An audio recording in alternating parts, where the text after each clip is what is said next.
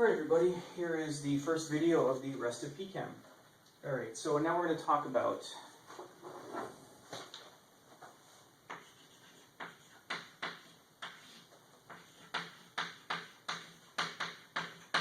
mean blank energies, where blank is either translational, vibrational, rotation, or some other type of expression.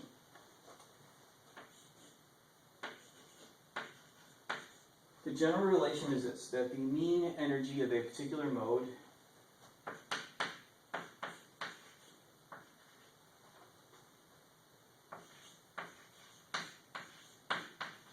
is equal to 1 over the partition function for that mode times the derivative of that mode with respect to beta. So in this case, the M can be either translational, rotational, vibrational, or electronic. So we'll start with the easy one, translational. So that is equal to the length dimension x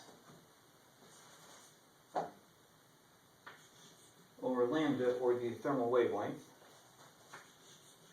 where that is equal to h times beta over 2 pi m to the 1/2, where m is the mass of the particle.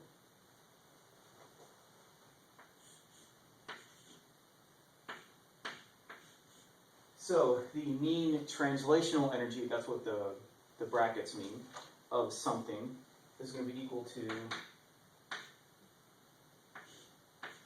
so we'll invert the partition function, so we have lambda over x, and then the derivative of the partition function, which will be d beta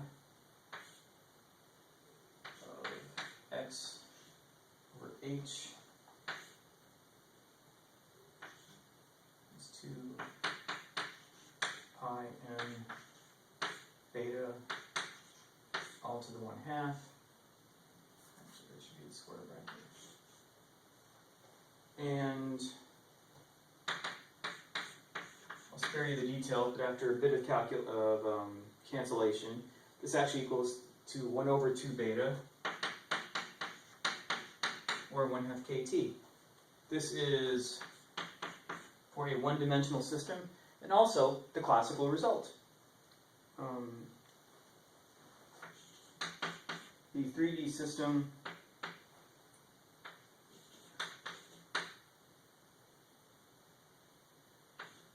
is 3/2 kT, and this actually corresponds to the classical equipartition result that said that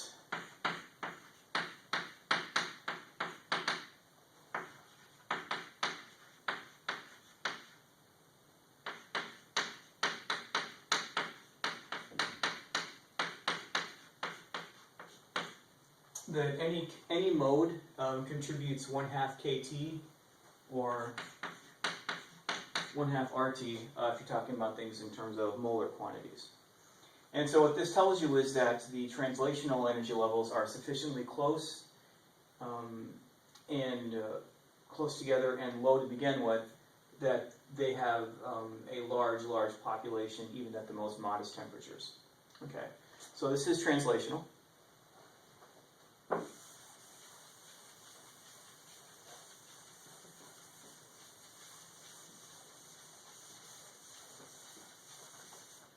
So, let's do rotational.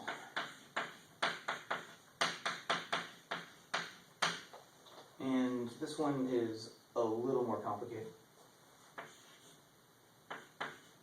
So, a molecular rotational partition function will look something like this. Remember, so the first one is defined as an energy of 0, so it's going to contribute 1. The second term has a degeneracy of 3. And then e to the minus, so it's going to be, the energy is going to be 2 times B, so 2 times 1 times B. And then the factor hc beta, and again, this B is usually wave numbers, which means that C should be in centimeters per second, and that will even the units out. And then the third state will have a 5-fold degeneracy, have an energy of negative 3 times 2 times beta, or, I'm sorry, B, 6B times HC beta. And this would go on and on. All right.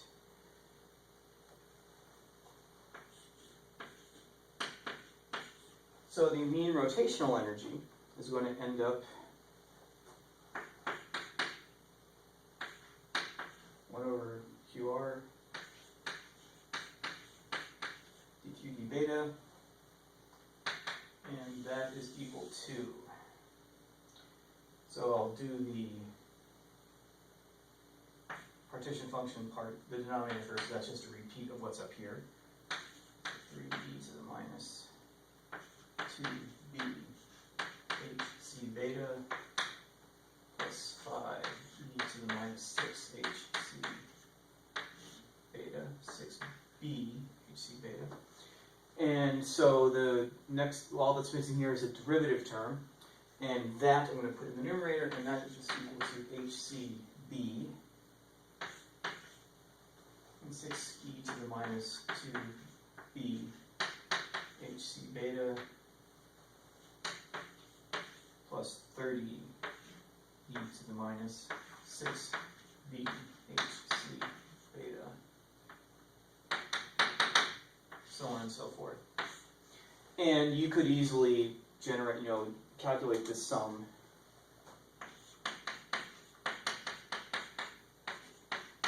for both those terms and get a very highly accurate number.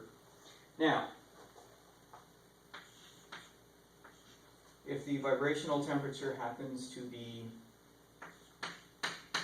greater than the actual temperature, and just to give you an example of how easy this criteria is to meet, for a 1 wave number rotational constant, which is a very small one, but still the rotational temperature corresponds to about 1.2 kelvins. So fairly often you can take advantage of this. Now if that is the case, the rotational partition function for a 2-dimensional rotor is equal to kT over sigma hc beta. So in this case, the mean rotational energy of that molecule is going to be equal to minus 1 over q d beta of 1 over sigma hc b beta. And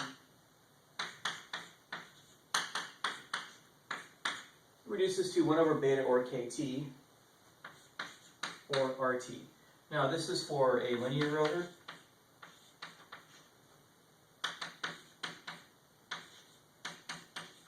Which has 2 rotational modes, 1 for each axis. So that's why, so this kT is 2 times 1/2 kT.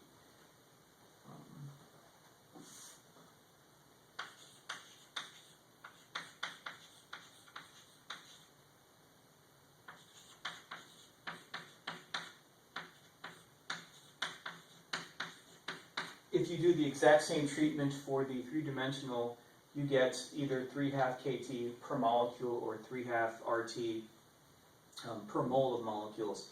And again, this is exactly what the classic equipartition result says, which tells you that even at fairly modest temperatures, there are usually enough rotational states populated such that that behaves as a classic mode of energy expression.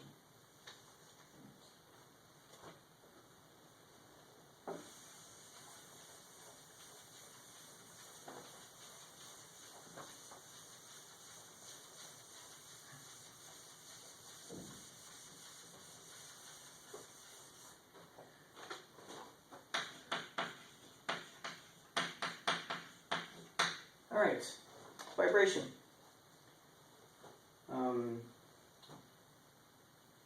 So this one is a little trickier, and I will just tell you.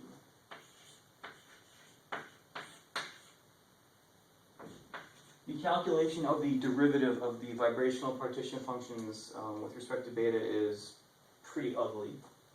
I'll just give you the answer. All right, so the denominator first. It is 1 minus e to the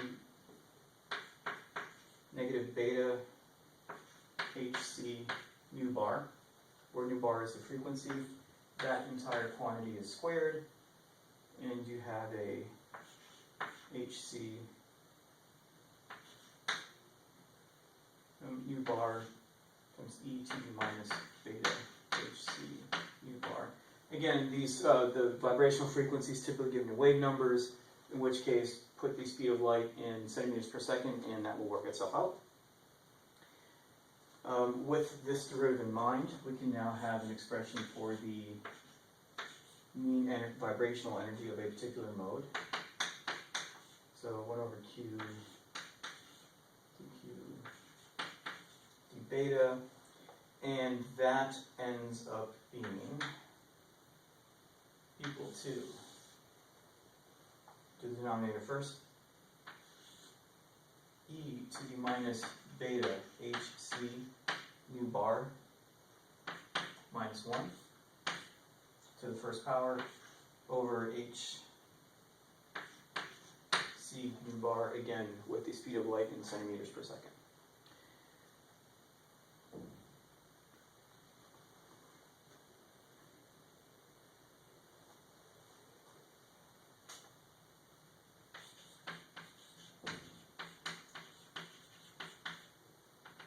At very high temperatures, typically this would require hundreds, if not thousands, of kelvins. This limits to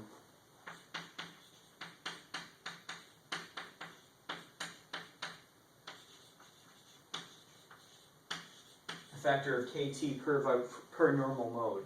This is actually the EP partition result as well, because the vibrations are thought to actually contain two components to them, a potential component and a kinetic component. Each one of them contributes 1/2 kT. So each normal mode contributes kT to the vibrational energy per mode, or again, RT if you're talking about things in terms of molar quantities.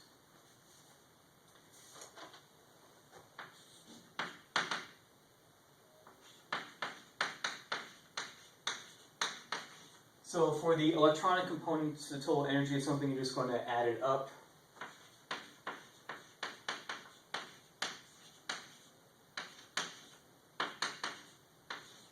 And quite frankly, unless you're at a really high temperature or explicitly told this is going on, it usually adds up to 0, so it doesn't really have much of a component to the total energy of something. All right, that's it for this one.